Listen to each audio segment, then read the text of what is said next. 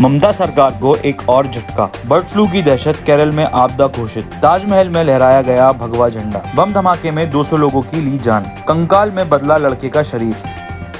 पश्चिम बंगाल में चुनावी साल का आगाज हो चुका है। विधानसभा चुनाव से पहले तृणमूल कांग्रेस को लगातार झटके लगते जा रहे हैं। मंगलवार को ममता सरकार में मंत्री और पूर्व क्रिकेटर लक्ष्मी रतन शुक्ला ने मंत्री पद से इस्तीफा दे दिया है। लक्ष्मी रतन शुक्ला बंगाल सरकार में खेल मंत्री थे, लेकिन मंगलवार को उन्होंने अपने पद से इस्तीफा दे दिया। हालांकि अभी वो तृणमूल कांग्रेस से ही विधायक हैं। कोरोना वैक्सीन के आने पर राहत के बीच अब एक और नया संकट गहराता दिखाई दे रहा है।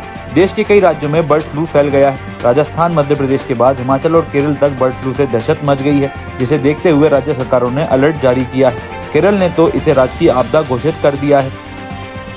भारत में कोरोना वैक्सीन बनाने वाले सीरम इंस्टीट्यूट ऑफ इंडिया और भारत बायोटेक की ओर से मंगलवार को साझा बयान जारी किया गया है। दोनों ही संस्थानों ने पूरे देश में सही तरीके से कोरोना वैक्सीन पहुंचाने के प्रयासों की बात कही है। ये साझा बयान तब आया जब दोनों ही कंपनियों के अधिकारी पिछले कुछ दिनों से जुबानी जंग में लगे हुए थे और जिस पर देश में काफी विवाद हो रहा था। उत्तर प्रदेश के शामली में 4 पुलिसकर्मियों पर गैर इरादतन हत्या का केस दर्ज किया गया है। शामली पुलिस ने सोमवार को बताया कि 50 वर्षीय व्यक्ति की मौत के सिलसिले में 4 पुलिसकर्मियों के खिलाफ केस दर्ज किया गया है। बुजुर्ग का शव उत्तर प्रदेश के शामली जिले के एलम कस्बे में रहस्यमय परिस्थितियों में मिला था। आगरा स्थित ताजमहल परिसर में सोमवार को हिंदूवादी नेताओं ने भगवा झंडा लहराकर हड़कंप मचा दिया। हिंदूवादी नेता परिसर के अंदर पहुंचे, ताजमहल के सामने बेंच पर बैठे और फिर अपने जेबों से भगवा झंडे निकाले और ताजमहल के सामने लहराने लगे। हिंदूवादी नेताओं ने इस दौरान जय श्री राम के जय जयकार भी लगाए। बेनामी संपत्ति केस में आयकर विभाग के अफसर आज भी रॉबर्ट वाड्रा के दफ्तर पहुंचे हैं। इससे पहले सोमवार को रॉबर्ट वाड्रा से आयकर टीम ने 8 घंटों तक पूछताछ की थी। रॉबर्ट वाड्रा कांग्रेस के अंतरिम अध्यक्ष सोनिया गांधी के दामाद और कांग्रेस महासचिव प्रियंका गांधी के पति हैं। ये पूछताछ बीकानेर और फरीदाबाद में जमीन खरीद फरोख्त को लेकर की जा रही है। साउथ अफ्रीका में भारतीय मूल के कथित मादक पदार्थ तस्कर की उसी के घर में गोली मारकर हत्या कर दी गई। इसके बाद तस्कर के समर्थकों ने 2 संगीन हथियारों का सिर कलम कर उनके शवों को जला दिया। स्थानीय पुलिस का कहना है कि टेडी माफिया के नाम से मशहूर यागनाथ पिल्लई को उसके शेलक्रॉस स्थित घर पर ही सिर में 2 गोली मारकर हत्या कर दी गई।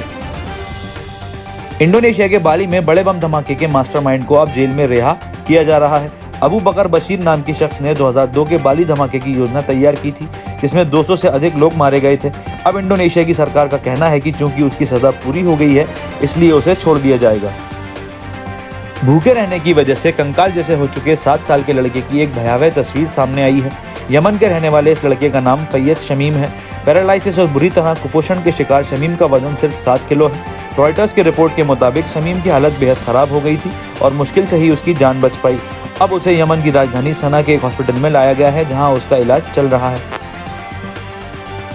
अमेरिकी राष्ट्रपति डोनाल्ड ट्रंप अपने कार्यकाल के आखिरी दिन कहां पर होंगे, इसको लेकर कयास तेज हो गए हैं। द गार्डियन के रिपोर्ट के मुताबिक जो बाइडेन के औपचारिक रूप से सत्ता संभालने के एक दिन पहले ही ट्रंप का आधिकारिक प्लेन स्कॉटलैंड की उड़ान भरने वाला है। ट्रंप ने अब तक राष्ट्रपति चुनाव में मिली हार को स्वीकार नहीं किया है। एक फोन टैप से ये भी खुलासा हुआ कि ट्रंप जॉर्जिया के चुनाव अधिकारी से कुछ हजार वोट जुटाने के लिए कह रहे थे।